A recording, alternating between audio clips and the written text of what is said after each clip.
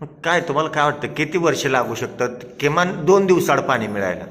काय कधी कालावधी हा पूर्ण किती कालावधीनंतर या वरणगावकरांना कमीत कमी 2 दिवसाआड पाणी मिळेल असं तुम्हाला काय वाटतं आता तुमच्याकडे खातं? सपोर्ट लाईनची मागणी केलेली आहे. टेंडरिंग झाल्यानंतर लवकरात लवकर ते पाणी 2 दिवसावर येईल. परिषदेची निवडणूक पार पडली, ते पाण्याच्या मुद्द्यावर पार पडली.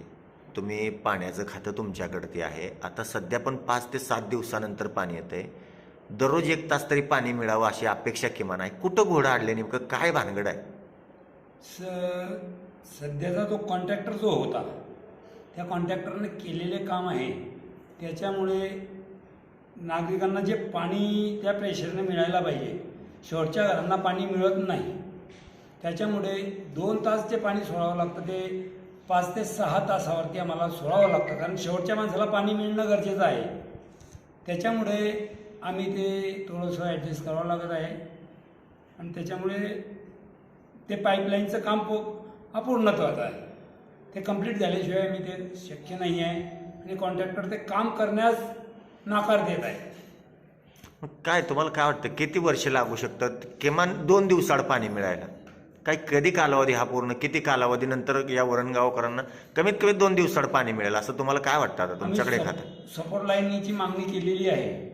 टेंडरिंग झाल्यानंतर लवकरात लवकर ते पाणी 2 दिवसावर येईल याचा प्रयत्न करू. किती किती किती दिवस किती कालावधीनंतर होईल? सपोर्ट लाईन कधी होईल? सपोर्ट लाईन आमच्याकडे सध्या पाणी पुरवठ्याला इंजिनियर नाही. जे इंजिनियर आहे ते गेलेले आहे, त्यांचा चार्ज कोणाकडे दिलेला नसल्यामुळे आम्ही कोणतंच काम तिच्यामध्ये करू शकत नाही आहे. हा मोठा प्रॉब्लेम आहे. नगरपालिकेतर्फे जे इंजिनियर बदलून गेलेले आहे त्यांच्या जागेवरती नवीन इंजिनियर आलेले नाहीत. कोणी 2 इंजिनियर बदलून गेले, दोघांच्या जागेवर कोणीच नसल्यामुळे इथं कामाचा पूर्ण खोळंबा झालेला आहे. पाणी पुरवठ्यात कर्मचारी कमी झालेले आहे. मनुष्यबळाचं टेंडर झाल्याशिवाय इथं कर्मचारी भरले जाणार नाहीत, त्याच्याशिवाय नियोजन लावतं अशक्य आहे. तरी लवकरात लवकर करण्याचा प्रयत्न करतो.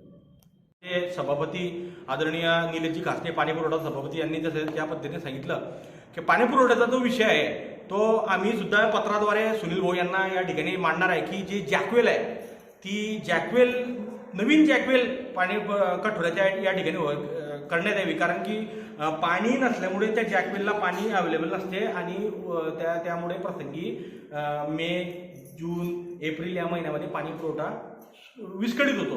तर ती जॅकवेल थोडंसं खालती नदीपात्रामध्ये जर झाली या संदर्भामध्ये आम्ही पत्र आमचे मुख्य उपनगराध्यक्ष आदरणीय अरुणा काकू इंगळे यांच्या माध्यमातून आम्ही त्यांना ते पत्र देणार आहे आणि नवीन जॅकवेलचा प्रस्ताव त्या ठिकाणी देणार आहे. आणि त्याचबरोबर वरणगाव शहरामध्ये म्हणजे त्या कठोऱ्यातून 6 MLD पाणी लिफ्ट केलं जाते.